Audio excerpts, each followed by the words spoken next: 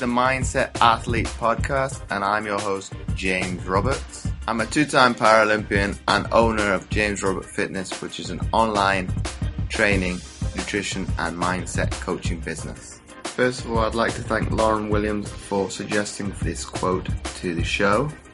An athlete is a mindset. It's how you prepare, think, and execute. Not because of some elite status or physical stature. Anybody can be an athlete. By Chris Harth.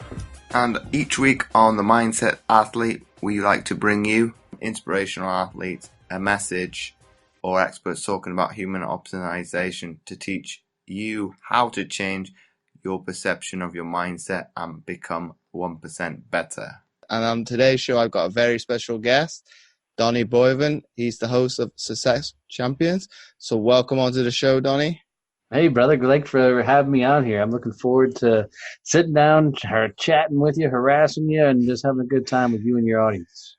Oh, that's a first, then, being harassed. So before we delve into today's episode, Donnie, beyond the initial introduction that I gave you, what is some little gem, per se, that my audience doesn't know about you? Couple of things. Have one of the top podcasts in the world. So if you guys are listening to podcasts, show Success Champions. I don't know, it's in 127 countries right now and growing. We're having a lot of fun with that. United States Marine, coach, consultant. I love Captain Morgan Rum. A lot of people are often surprised to hear that I run a full working farm and run a full business, so we've got goats, chickens, ducks, tractors, and it's a fun lifestyle, running a business, running a podcast, running a very successful Facebook group, and still running a full-time farm. And my office is actually on my brother's farm in my parents' cabin in the backside of the acreage. Because my farm's so far out, I can't get internet service. So I got to come closer in the town to, get everything. I get internet and everything else. So a couple little fun nuggets. No, very different to the norm that I definitely hear. But having the opportunity to get the information firsthand before probably you, the listeners, and I'm going beyond that, Donnie, in terms of you working, and that's something I even didn't know, from that working environment within a farm. Is it not doing with livestock at all either, though? Because with you being in Texas, most people associate that kind of lifestyle. Yeah, anytime I go overseas and speak, or I even go outside of Texas in the U.S., they all think we wear 10-gallon hats. And although I do wear cowboy boots, I don't even own a cowboy hat. But it was interesting about the farming lifestyle for me is, most of my career, I spent 20 years in the sales game. I didn't talk about growing up on a farm, and most of my sales career was spent living in suburbia, living kind of that more suburban lifestyle. And I know when I hit corporate America, I had a gentleman, vice president of a company, pull me to the side. I was first breaking into sales, and he said, Donnie, he goes, one thing I need you to do is lose the twang and never say the word y'all. And I looked at him confused for a second, and I said, why? And he said, because it's never going to get you anywhere in corporate America. As soon as you sound like a hillbilly, they're going to be treated like a hillbilly. And he wasn't wrong. So I fought really, really, really hard to lose the accent, to lose the phrase y'all. And, I mean, prior to that, up from between the ages like 5 and 11, I grew up on a 500-acre farm where we had cattle and horses and, 4-H and all that kind of stuff. But I didn't tell anybody about that because I was so scared that if they found that out, that I would look dumb in that corporate space. So it took a number of years for me to even share that with people, because I was living that high profile sales guy, lifestyle, where it was the nice clothes, the certain style of dress, certain style of hair, and it took me quite a number of years to let my hair down, on that journey, because I didn't think people wanted to do business with me. They only wanted to do business with the perception of who I was at that point, if that But makes sense. but hearing you say that, Donnie, and obviously the connection to, be it that precursor and probably assumption of every Texan looks a certain ways, obviously because of the program Dallas. But why is there that form of, I'm going to call it prejudice, because that's what it is, in those certain terms, towards that? Because if you look at I should clarify, at the time I wasn't living in Texas when this was told to me. Okay. Right. So I was living in St. Louis, Missouri, working for a Fortune 1 company at that point. So it was, not suit and ties, but it was definitely ties and button downs and slacks. So it was way far removed. But even in the Dallas Fort Worth culture, you can only throw it so far, right? You in certain circles, you don't. It's a horrible analogy, but there's a movie, Tropic Thunder, where Robert Downey Jr. portrays a black guy on there, and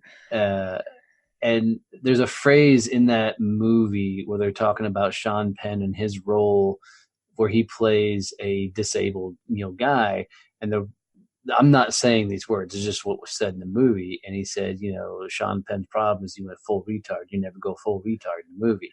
And I hate that phrase. So let me clarify that. But even in the Dallas Fort Worth marketplace, where there are more of your rancher to CEO type people, you never go full hillbilly, right? That's just kind of that thought process, because of, in certain circles, you may not be perceived well.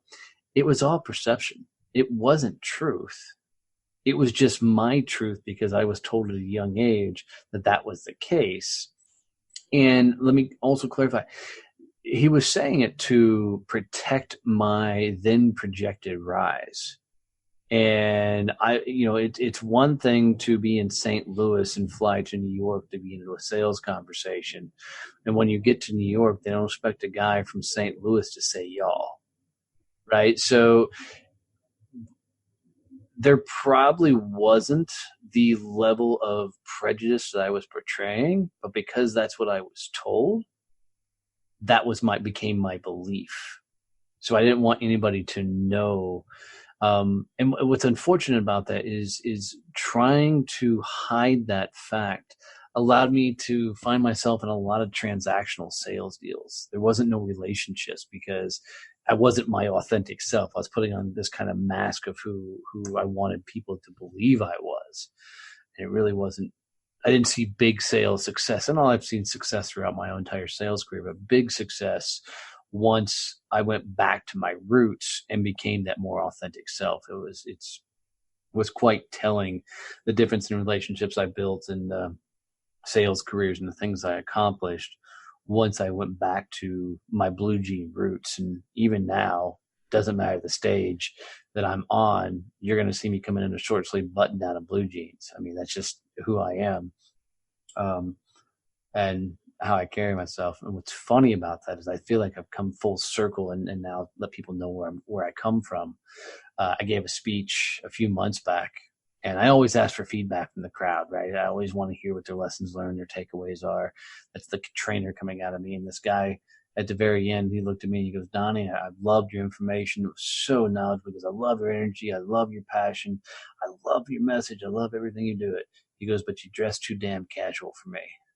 And I was like, all right, not my audience.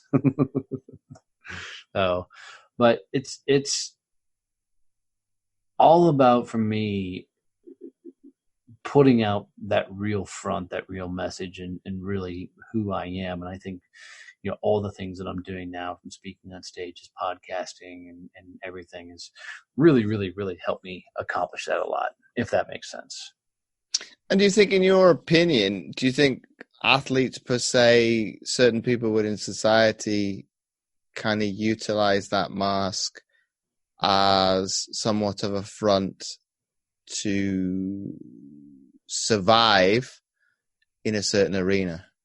Yeah, I absolutely. I had the privilege of interviewing Chad Hennings on my podcast, a Dallas Cowboy tight end during the Aikman, Emmitt Smith years, Michael Irvin years in the early 90s. And, the one thing that he said, even though he was a fighter pilot, he flew Warthogs in the Air Force, was a mountain of a man, huge guy, and made it all the way to Dallas Cowboys, took him all the way to the Super Bowl, the whole 9 yards.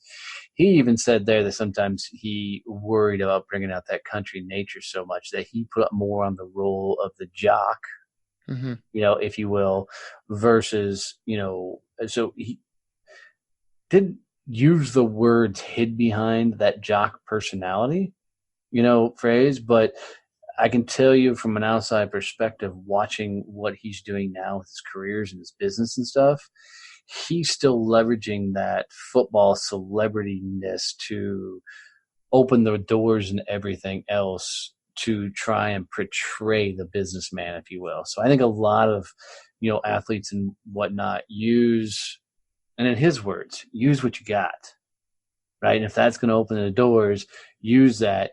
It's remembering to take it off. If it gets you in the door, with that celebrity status, cool, right? If you've had the success, but at some point you've got to take off the celebrity and get down to business and go have a real conversation.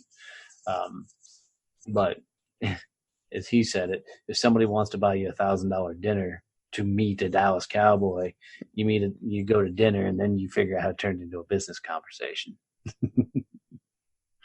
Well, I think it's like we were talking about off air. It's that leverage. It's using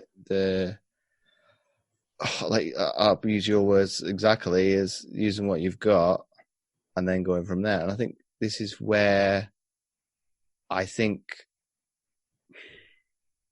maybe athletes themselves don't think about that. And I'll use myself included in the conversation as to what we spoke about in terms of, because I think they are so narrowly focused on, be it what in a sense is a short career, no matter what sport you do or what endeavor that you're going to go into, because it's going to be over in a split of a second, and you don't know what's around the corner. So, okay, you don't want to ever think like that, because what you think is what you're going to get, and what you're going to get. It does use like the law of attraction. But you do need to be prepared of the I can't say the word, of the inevitable and the eventuality of something coming to an end, and obviously life after sport. And case in point to what we were talking about, obviously mine is slightly different, but you need to be looking at, obviously, well, for the younger generation, it's slightly a little bit easier, I would say. It's leveraging social media.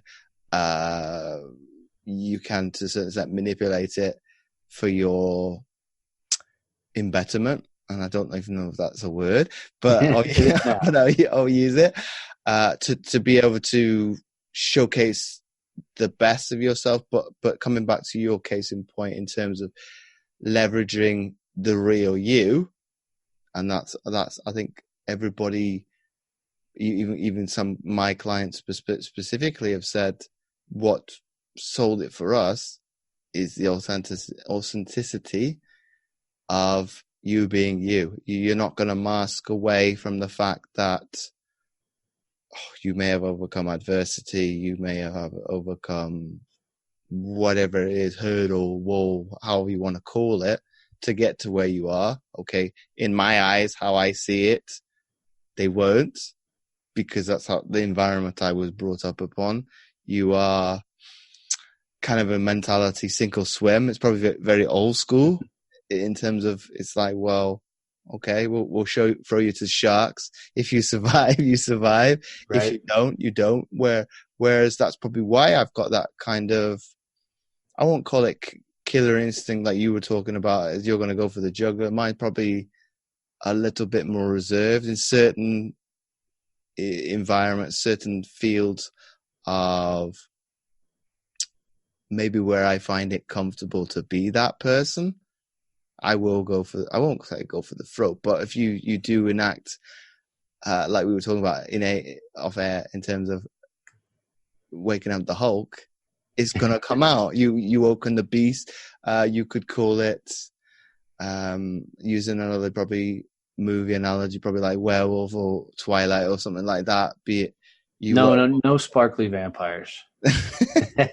But you woken up a beast that I'm comfortable to go to what some people will call a negative state of being, be it very much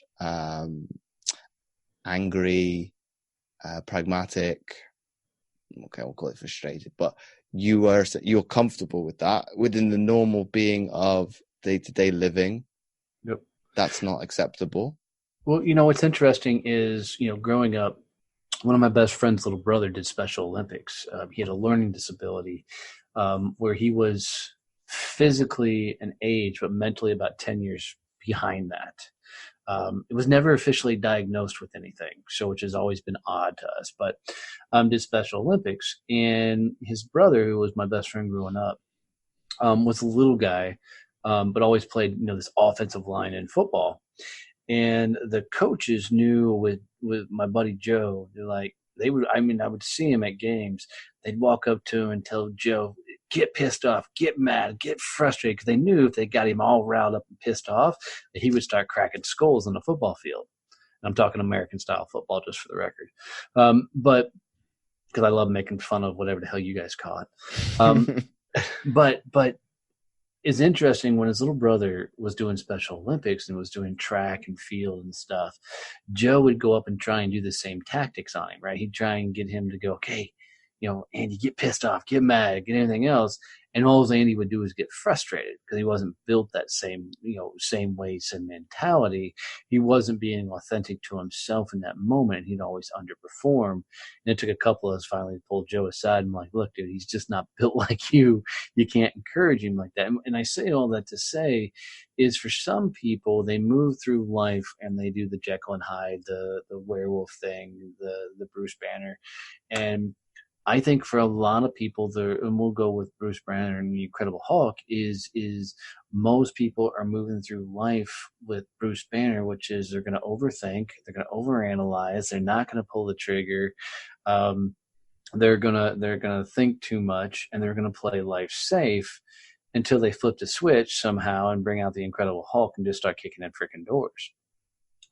Both of those can be your authentic truth and message, right? They can both be your story out there in the marketplace.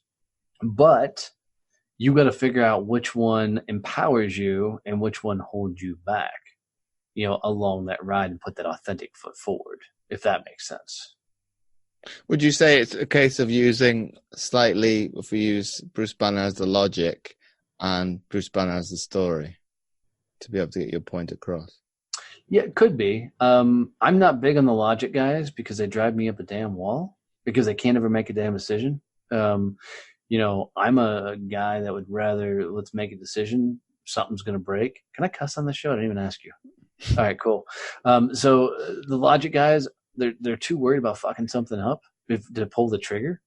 So I think, the story guy is kind of fun depending on which storyline you're going off of, but for me, give me the Incredible Hulk. I just want him to kick in the freaking door and let's go break some shit and see what happens.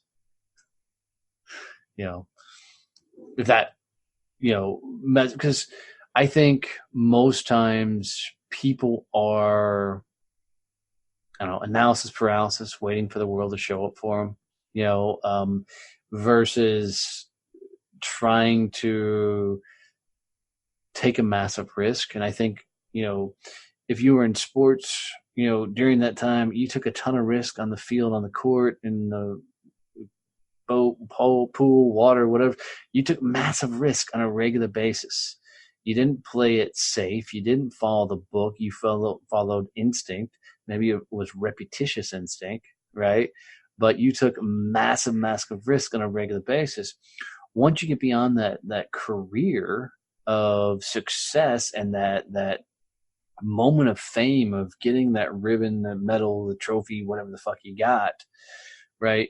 You almost, it's like you went from this pool to this pool, and you know how everything works in this pool, right? You know how to kick ass and crush it and dominate it and do everything you need to do. Well, now you're in this whole new pool, and there's obstacles and shit in the way, and it's like you're just floundering.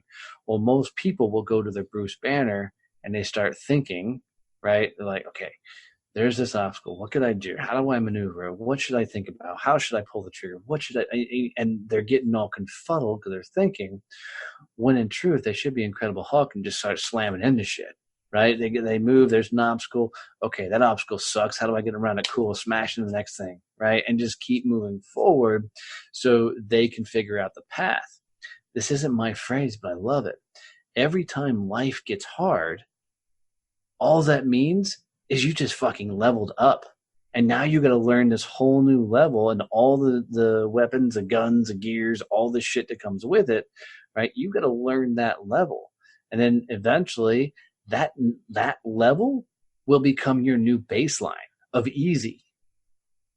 Now you got to go smash into new shit. So the problem I find with a lot of athletes is they don't know how to go smash into the new shit. Because from 2 years old to their 30s, all they've done is sports. That's all they know.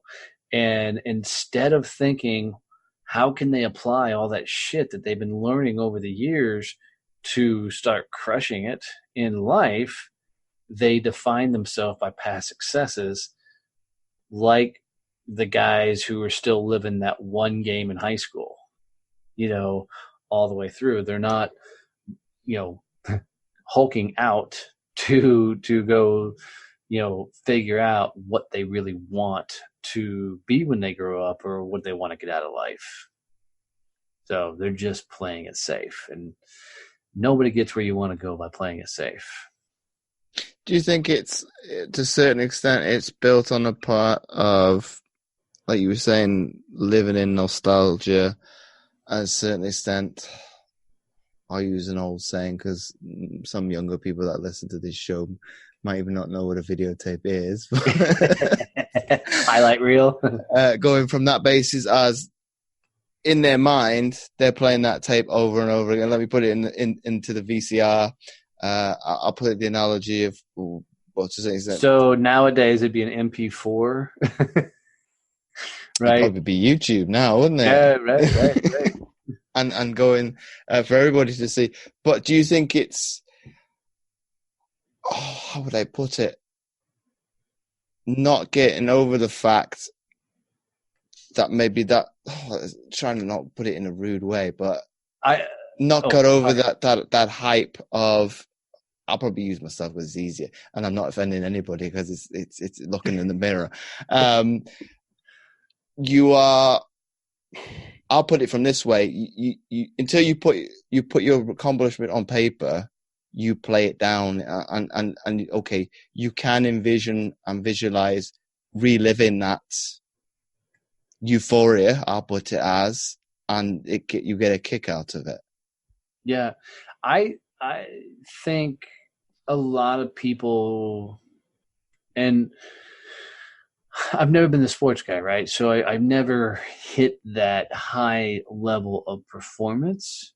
Now, you put me in a sales arena, and I'll outsell most people, but I've not had that sports achievement type thing. So some of what I say is based off an assumption, but I know a lot of people, and we'll go sales, and I'll bring it back to sports.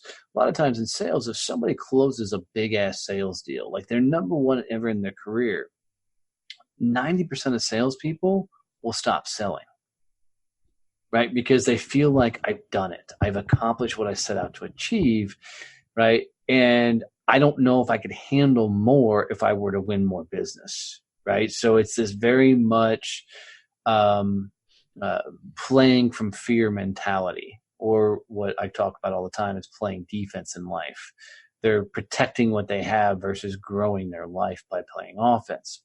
I think a lot of people, if I were to correlate that over to sports, I get the feeling that a lot of these guys and gals, hit this big achievement in their life, won the medals, won the awards, and in their head, they're playing this tape back, using your words, this YouTube video highlight reel back saying, this is as best it's going to get, right? I'll never get back to that level.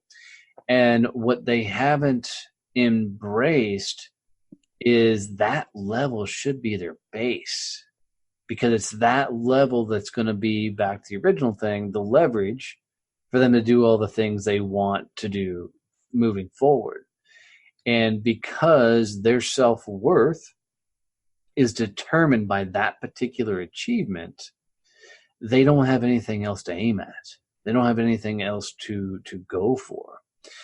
And I haven't coached or, consulted a lot of athletes over the years, but I do know that, and you said it by writing their story down, but by following the hero's journey path, and if people don't know what the hero's journey path is, they should go YouTube the hero's journey.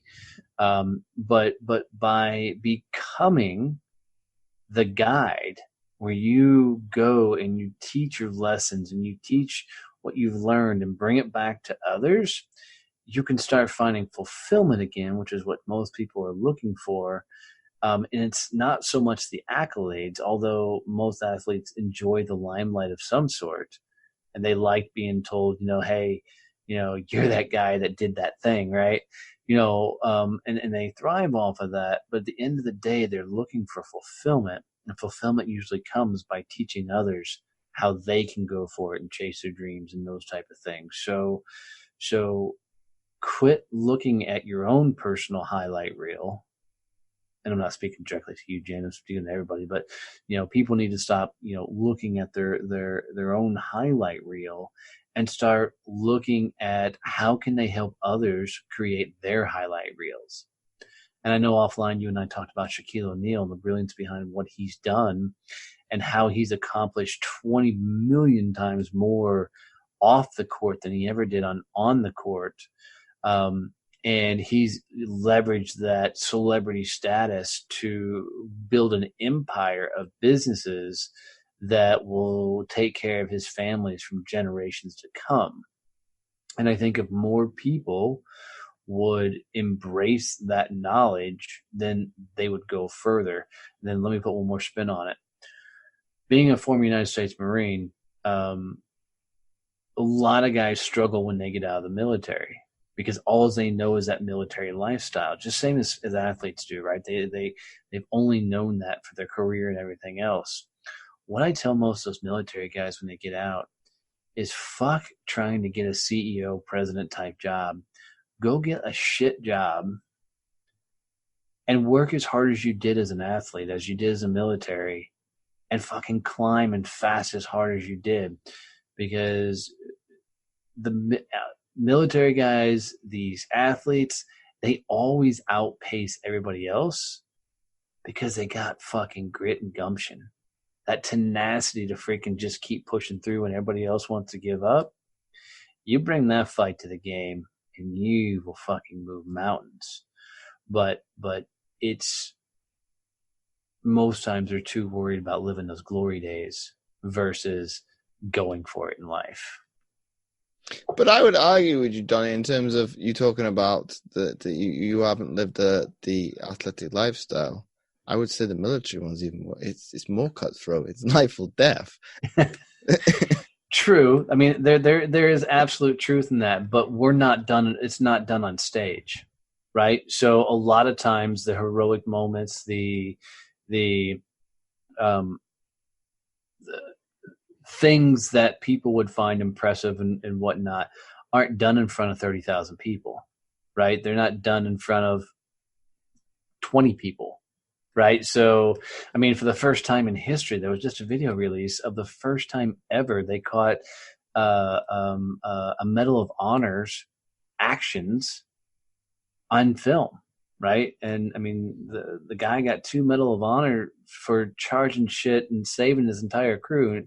And unfortunately, he lost his life in the process. But I mean, we've been at war for how many years? And this is the first time a Medal of Honor recipient's ever been caught on tape. I mean, so yes, there are some amazing military badasses and heroes and things out there, but nobody sees it. So the difference being is your friends and maybe some family members may know some of the great achievements and things that people have done, but they're not living the glory days. And the flip side of it is, you talk the mental health side of it as well.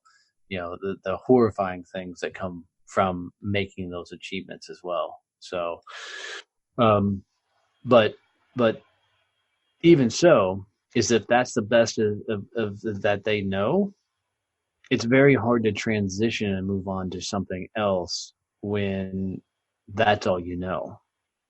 And that's your only world. Same thing for the sports guys. Is they just got to level up and take on that next adventure.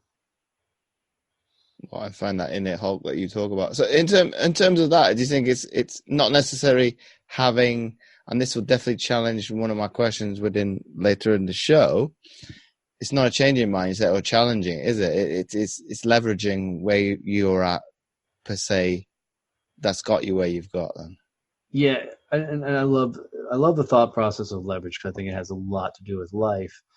But you know, it's also about leveling up, because I'm a firm believer that the person you are right now is not who you need to become to get where you want to go. And I'll say that again, just so everybody gets it. The person you are now is not who you need to be to get where you want to go. And the reason being is the person you are now got you here.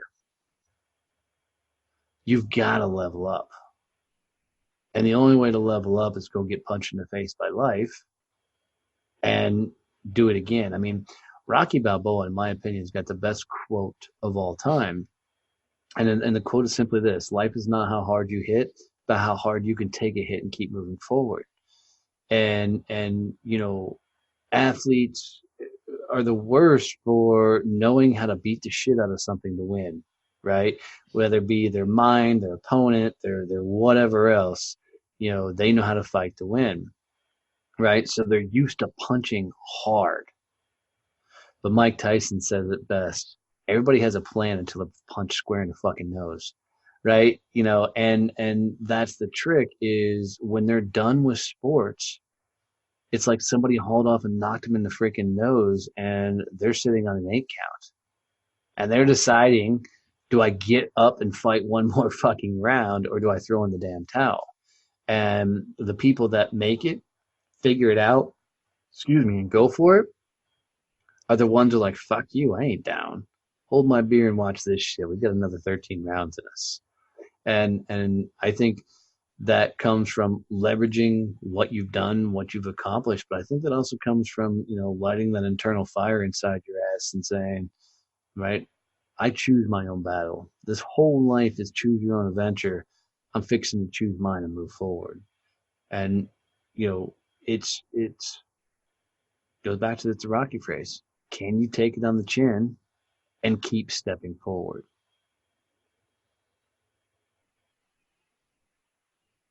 And I think maybe that's where most people don't want to do that. But I think it's something within an athletic mind, and probably to a certain extent militaristic one as well.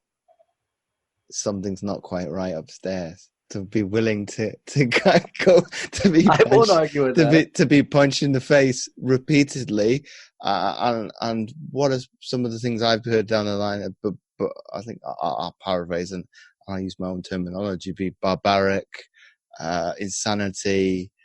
What's some of the crazy things that I've heard? Well, I mean, but even take entrepreneurs into the mix. I mean, look at these entrepreneurs. Never served in the military, never were an athlete. But if you were to sit down and talk to a lot of these guys, okay, entrepreneur is a buzzword right now. Everybody's this fucking entrepreneur. It drives me nuts. Okay, a real entrepreneur is a nut job. They're batshit crazy.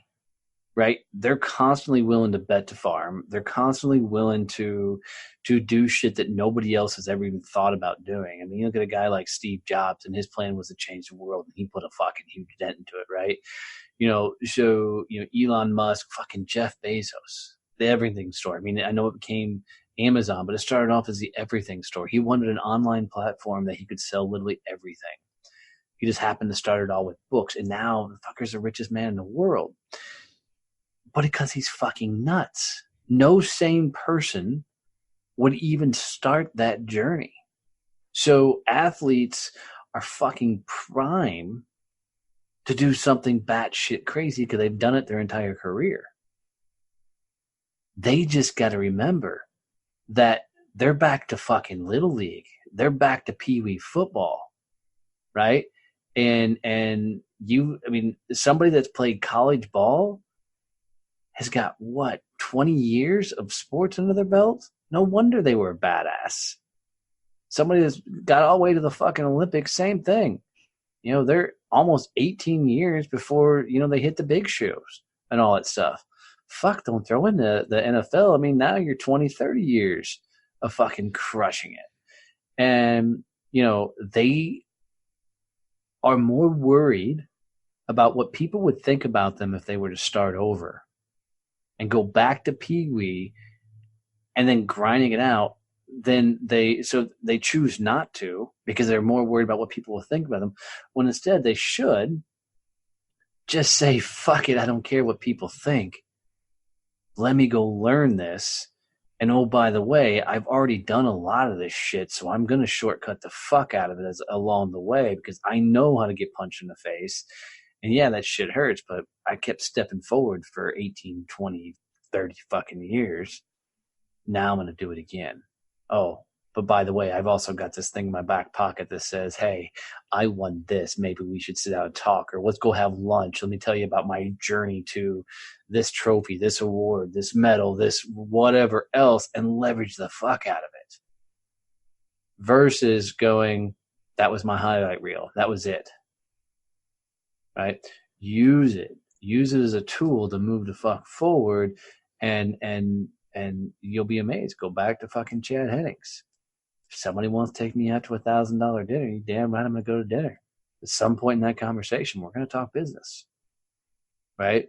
Use it and just know that, and I'll use football because I know that better than most sports.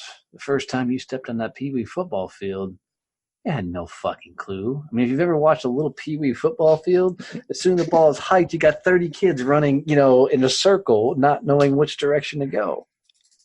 It's just like that when you get out of the sports, out of military, whatever else. You just got to realize the game just leveled up. You just haven't leveled up mentally, right? So just, start finding paths, go down, get punched hard, get punched again, but punched again. And eventually, when that punch comes, you're going to learn to move your fucking head, right? And you're going to learn to duke and juke and get out of the fucking way. But guess what? The first time you juke, you're like, yes, I missed it. The motherfucker's going to hit you with an uppercut, right? And you just got to keep fucking moving and moving and moving and moving because, look, we get one shot on this fucking rock. We get one shot on this fucking place. You better start betting on you because nobody fucking else is going to. Actually, the world as a whole is looking at you, hoping you fail because it validates their existence. If that motherfucker could be on top of the world, win all those awards, medals, do all those fucking things, if he can't do it, it can't be done. Right? It makes them feel good when y'all fucking fail. When you athletes have done so many great things in life, it makes them feel good because misery likes fucking company.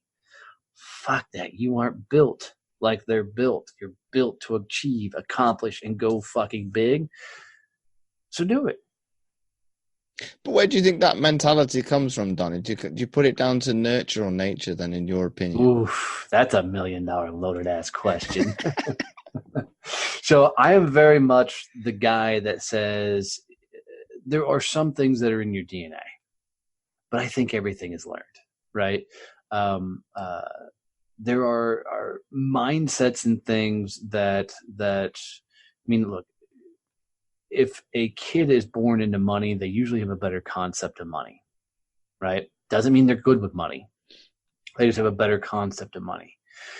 But in the same token, a kid that never had money growing up whatsoever could be a fucking billionaire, right? Just because they have the desire to learn money. So I think that it has more to do with one's self-esteem, willingness to bet on themselves, or I don't know. I really think it comes back more to people are more concerned about what other people think.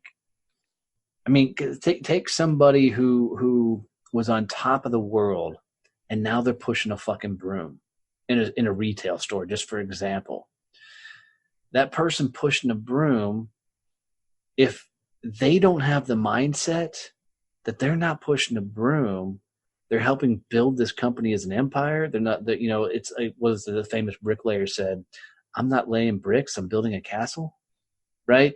It's that perception of themselves becomes everything, because we'll put it this way.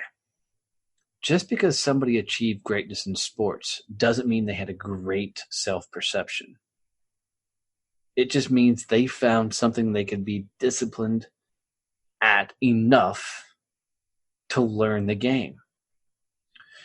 So it's like you take any athlete, excluding somebody like Bo Jackson, you take almost any athlete out of their game and put them in another game, they're going to most likely going to be fucking competitive. But they're not going to be world class. They're not going to be the best and the best because they've got to learn that shit up. And they're going up against guys that have been practicing the same sport since they were 2 years old. Right? There are some phenoms that do cross that chasm and can do multiple sports like that and be phenoms. But, what most people aren't doing is embracing that they've got to learn shit. And I think it comes back to, I find more people struggle with, I'll put it in a sales perspective. One of the number one reasons people fail in sales is because they're worried that the person they're sitting across from is going to think bad of them, right? They're worried that the person across from is not going to think that they're a good person because they mentally themselves don't like salespeople, right? And they're afraid somebody's going to sell them something, right? So when they go to sell something, they think they're coming across as that other greaseball salesperson. It's the same thing for athletes when they walk off the field. They're known as that athlete. They're known as that certain individual, and they're worried that people won't see them as that certain individual. So it's easier to not do something and stay out of the limelight versus go get punched in the face over and over again because I can hide behind that one trophy, if that makes sense. I got him thinking, guys. I go a bit further than that. You got me stumped. But it comes down to this is people have got to figure out what makes them work. When you've done one sport, one profession for as many years as most of these elite athletes have, right? And they've gone, they've never looked internally. They didn't have to. They just excelled in this one thing and were able to move forward. So what you have to start doing is go fuck up. Because without that fuck up, without that challenge, without that learning something new, you flat out will not figure out what you're made of. You won't figure out what makes you work.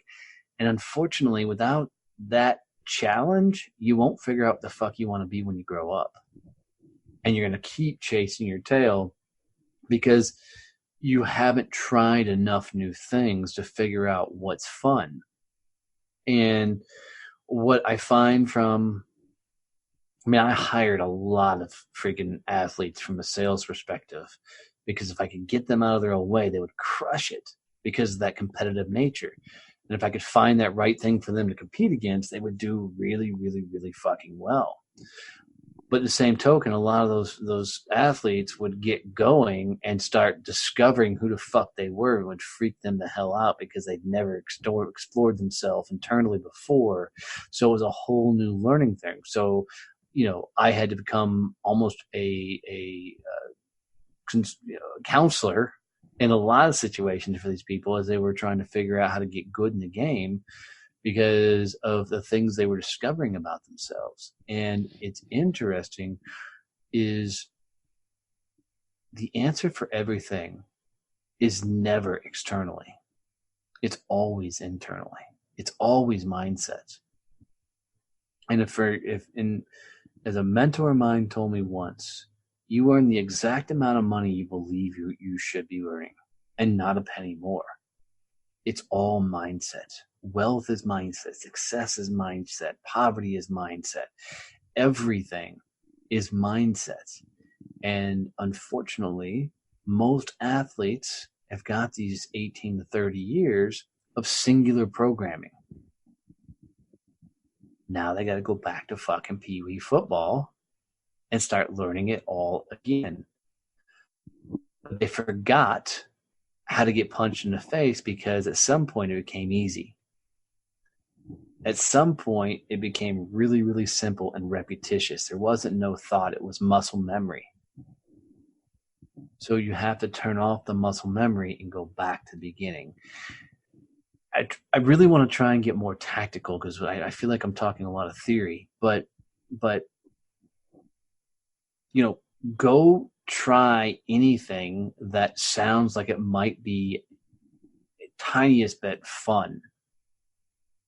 And then go all in on it. If it sucks, change. Go do something new. But what I tell most small business owners when they're starting to launch a company, what I tell most of them is pick one path, one project, one product, one service, one anything, and take it to $100,000. And then decide, is this something you enjoy doing? Because the learning in that moment to take that business to $100,000 will teach you more about yourself than anything else in this world can do. I spent 20 years in the sales game, and I thought I knew what a business owner was. I thought I knew who the fuck I was. And I can tell you without a shadow of a doubt, it wasn't until I was 6 months in my business looking at my wife, telling her, babe, we're going to lose our dream house, our farm, the second house I built on the farm for my mother-in-law, our cars, we're going to lose it all because I don't know how to be a fucking business owner. And she, I God love this woman, looked me right in the damn face and said, fucker, go sell something. So I did. And we started climbing our fucking way out of this. But along this journey of building this business, I've had to do nothing but discover who the fuck I am, because it's all on me. If I'm failing, that's on me. If I'm winning, that's on me, right? And there's no one left to blame. Right? When I was a sales guy, if I was in a sales slump, I could bet on a bad, blame it on a bad economy. I could blame it on a new vendor coming in town. I could blame it on all kinds of shit. But as a business owner, there's no one to fucking blame but you. Right? So if you're struggling really and you can't find the career path you want, you can't figure out what that move is, go start a fucking business. And I don't give a fuck what it is. If it sounds minutely just a tiny bit fun, start it. If it fucking fails, cool, start another one. Right? But go and take it to $100,000, because that journey, I promise you, will teach you more about yourself than anything you've ever done in your life. And you think you are a badass in sports? Fuck. Take a business to $100,000 and you'll do one of the rarest things in the world, because most people who start a business never make it. And the reason being is they don't have the grit. They don't have the fight. But those athletes, man, you guys have been stacked up in situations where somebody said there's no way in hell they're going to win, and you came out on fucking top. When you run a business, you got to have that grit that when everybody else wants to throw in the fucking towel and the world is telling you you should shut every thing down, close up shop, and throw in and give up, is when you say, "Yeah, I'm still going," because that's what it takes to be a fucking entrepreneur. Is knowing every day the entire world is betting against you, right? The entire world is thinking you're not going to do this. That's the only way to fly. That's how I figured out who I was and what I was made of. But that was as tactical as I could get. So. But coming back to that analogy you used with the NFL, Donnie, and in terms of, to use your case in point in terms of the grit, the tenacity athletes have, why do you think the majority of the players come from, obviously, down in the dumps, be it the worst of the worst? They can't get any worse than they are. Does it come to having that extreme? That no, there is nothing lower than that, so everything else is kind of upwards. Yeah, I think so. A wise man told me, and I don't remember who it was, but once upon a time said, "I'll take 20 farmers defending their household versus 1,000 people trying to take it." And for me, that always summed up my life, that I want somebody who's had to claw and fight their way for it their entire life, right? Because if they've clawed and fought for it, then that's where the grit and gumption comes for. They've got a little bit more than the average person they're sitting next to. The one thing we've seen time and time again is you can take the person out the trailer park, but you can't take the trailer park out the person. Right? And I tell this to my military guys all the time when I talk to them. I'm like, look, if you were an asshole before you went in the military, just because you went in the military doesn't mean you're not still a fucking asshole. Right? And I think privilege kicks a lot of people's ass because I've done this, I should automatically be able to do this, type thing. So the most successful sales guys that I've seen that come from the sport realm are the guys who came from the blue collar lifestyle, the poorer side of the tracks, the rough, lifestyle that life wasn't handed to them. They had to fight for it. And here's the truth. This is another great cliche saying, but it's the truth. Winners win. If you are a true winner and you're one of the best in the world, then you'll win again. You just got to put yourself back in the game, right? I mean, and most people have put themselves back in the game. It's like watching somebody that came from nothing build an empire and then give their kids everything. Those kids usually become spoiled brats because they didn't learn that gumption and fight. It's that same kind of thought process. Is the minute you forget what the fight is, you stop fighting.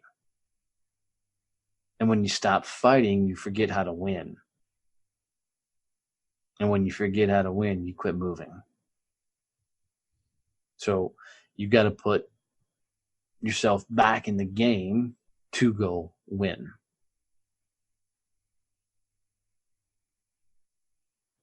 Well, if I'm brutally honest with everybody here, I can testify to that. I've probably forgotten, and using the thought process that I talked to you off air in terms of not seeing the disability as adversity. I need to go back and actually visit that. Well, yes, that is a hurdle you have to overcome. You have to overcome it every single day you get up. So why not use that as motivation to keep driving you forward? Because obviously everybody is not me.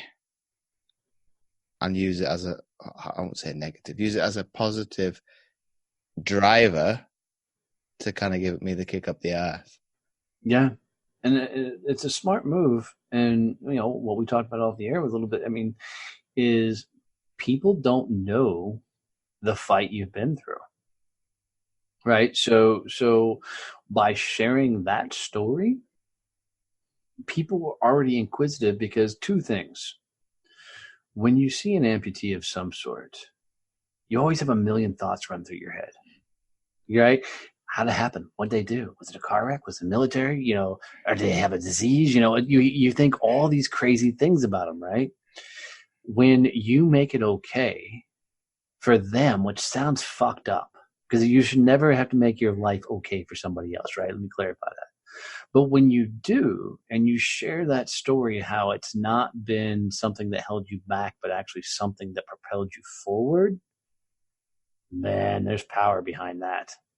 Because people then go, well, fuck, I got both my legs, I got both my arms, you know, I got both my ears, eyeballs, whatever. And they start going, fuck, if they can do it with one of, or none of, right, whatever, then I've got no fucking excuse.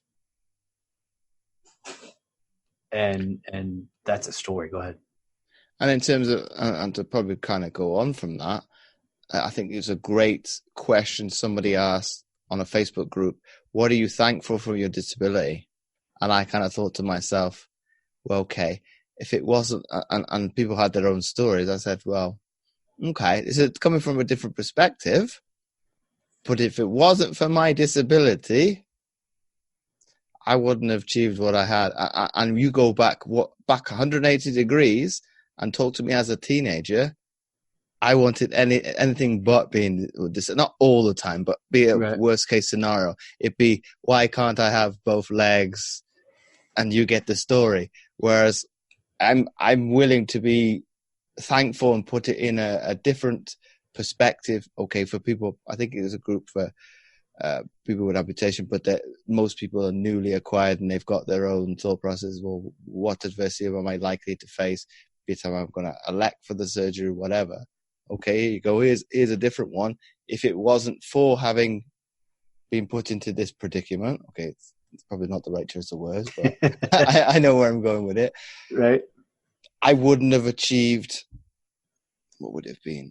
About 19, 20 years later, what I was able to start on that journey and to look back on what I've achieved. Okay, I downplay it most of the time because I try and be reasonable and trying to be, okay, to certainly say it's humble, but like you were saying, people Fuck like... that. You're not a humble guy. I mean, that's not being a dick move, right?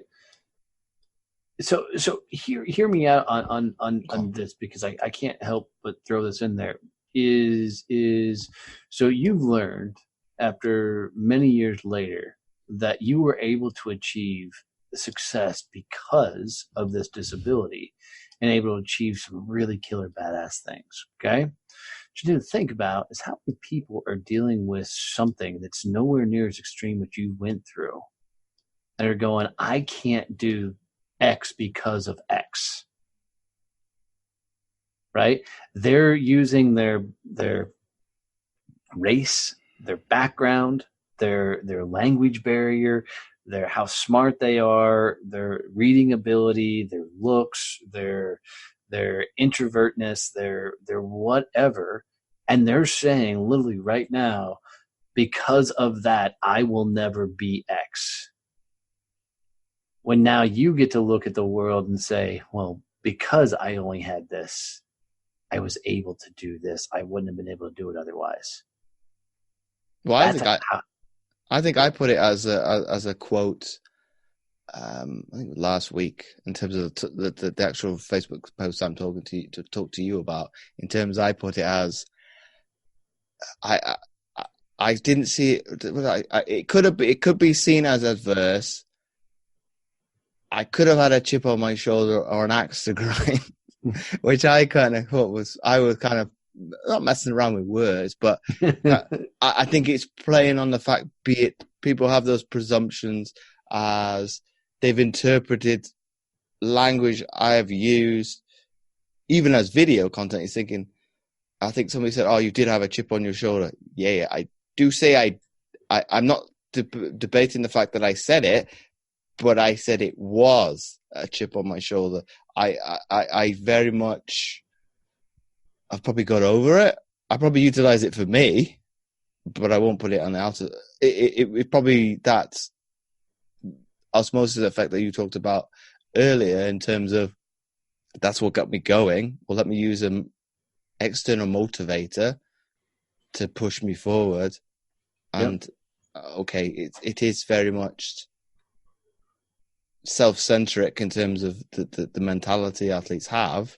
Then it's internalized. I'm going to push this button to kind of push me along, and at times and periodically you're going to come out of that and use, be it your local rival, if we use team sports, your in-state rival and things like that, as be it cotton fodder and be it, I'll use the term clickbait, and be media stuff you can put on the board to get the fire going and give you that extra boost because you're pissed off for be it whatever's been written. I think, be it case in point, I think we were, if we go back to London 2012, we were fuming what was written in the press, because they portrayed what the men's team did, to what the women's did. It's like, no, they lost every game. We didn't lose every game. The positioning was the same, but we had two teams behind us. Okay, but that is coming back to my case in point. That's the British media. It likes to pick you up, sporting media, I should say. And if you do particularly badly, okay, here you go. You can go in the trash. Yes, very much so. Yeah. But I mean, it all comes down to whatever adversity or win somebody's been through. Those are all part of your journey, man. They're all part of the things that are going to propel you to where you want to go. You just happen to be in a very cool space that you can use what you've been through to teach others how they can get what they get through. And I think a lot of athletes should be doing a very similar thing, right? To using what they've been through, either to propel themselves forward or others. I'm just a big proponent of, teaching others how to get where they want to go by relaying your own experiences.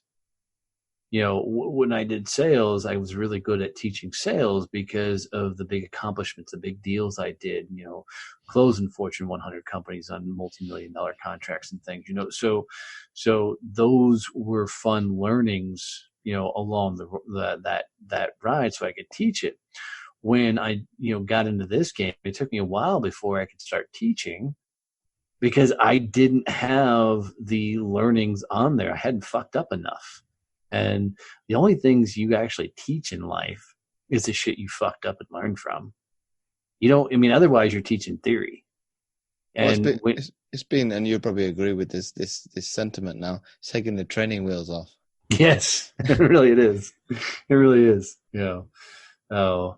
But I think the biggest message for your audience is whatever you've been through really is your superpower. And if you will use that as fuel to ignite the fire to move forward, you'll accomplish so much more than you ever thought you could. Don't hide behind those accolades, successes, or whatever else. Don't let those be the best chapter of your book. Let those be just one of the chapters.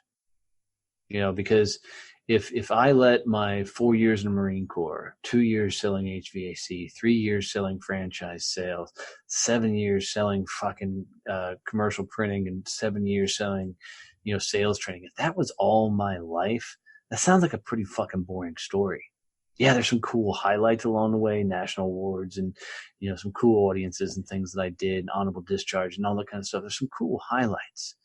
But fuck, if that's all the further my life went, what a wasted fucking story. When the highlight reel is really getting geared up and ramped up now. And I really firmly believe that, yeah, I've done some cool things, but nothing in comparison for about what's about to unleash. I really think, I'm 42 fucking years old right now, and life is really getting fucking ramped up. Life is really getting ready to rock. And it's because I put in the time. I've put in the paces. I've gotten punched in the face really fucking hard. And guess what? God damn, I'm still here.